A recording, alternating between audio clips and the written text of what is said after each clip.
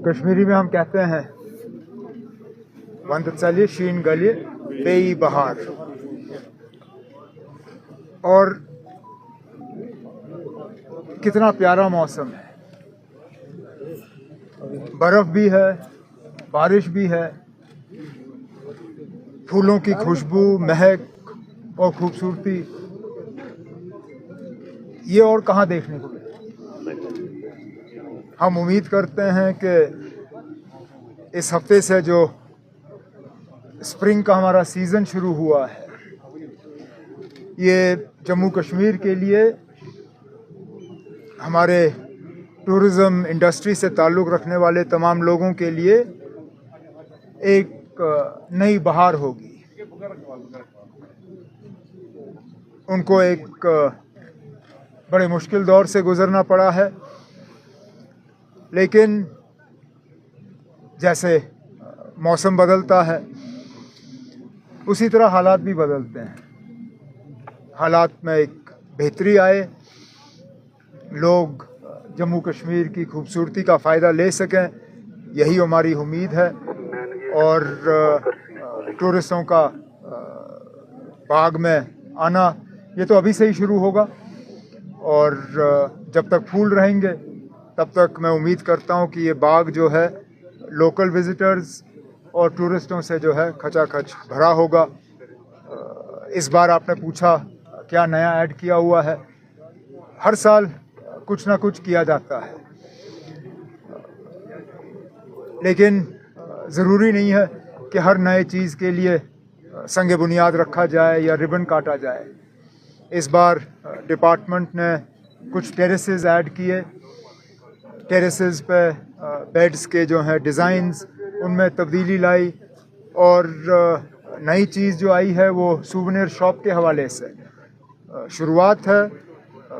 आहिस्ता आहिस्ता इसमें और चीज़ें लाई जाएंगी और कोशिश की जाएगी कि एक नया एक्सपीरियंस जो है यहाँ आने वाले लोग हासिल कर सकें। उमर साहब, हाउ मच दिस अब हमारा सीज़न जो है, आप सर्दियों का छोड़ दीजिए क्योंकि वो गुलमर्ग तक ही ज़्यादातर महदूद रहता है। इस साल लोग सोनमर्ग भी आए, लेकिन आम तौर पे टूरिस्ट सीज़न जो है वो हमारा यहाँ से शुरू होता है। और जिस तरह आपने खुद देखा, विज़िटरों का एक हजूम है बाहर जो इंतज़ार कर रहे हैं कि कब वो बाग में अंदर एंटर कर सकेंगे। तो मैं जल्दी आप लोगों से बात करके ख़त्म यहाँ से निकल जाऊँगा ताकि वो इस खूबसूरती का फ़ायदा ले सकें। उम्मीद तो यही है कि हालात ठीक रहेंगे और एक बेहतरीन सीज़न जो है वो यहाँ के लोग जो टूरिज़्म इंडस्ट्री से ताल्लुक़ रखते हैं उनको मिलेगा।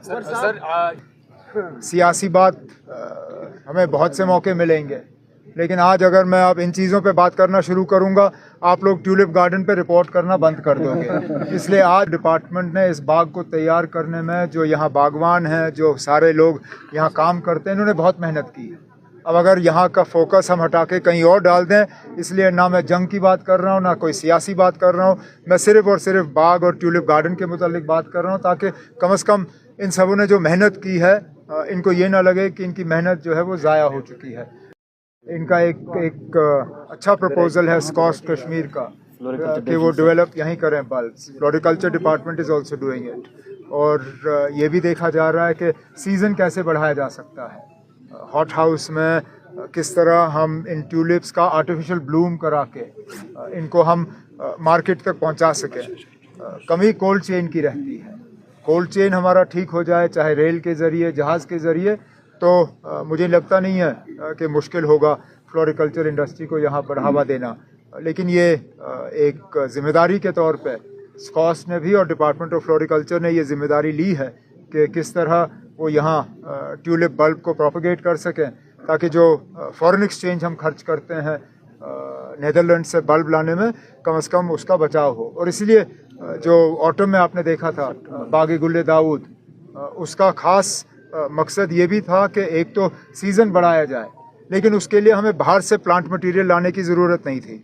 उसका सारा कुछ जो हमें करना था वो हमने यहीं पे प्रोपगेट किया। कोशिश यही है कि आगे ट्यूलिप गार्डन के साथ भी यही हो। उमर साहब, आपने कहा कि आज दाएं बाएं घुमा के बात वहीं पे लाओगे। नहीं,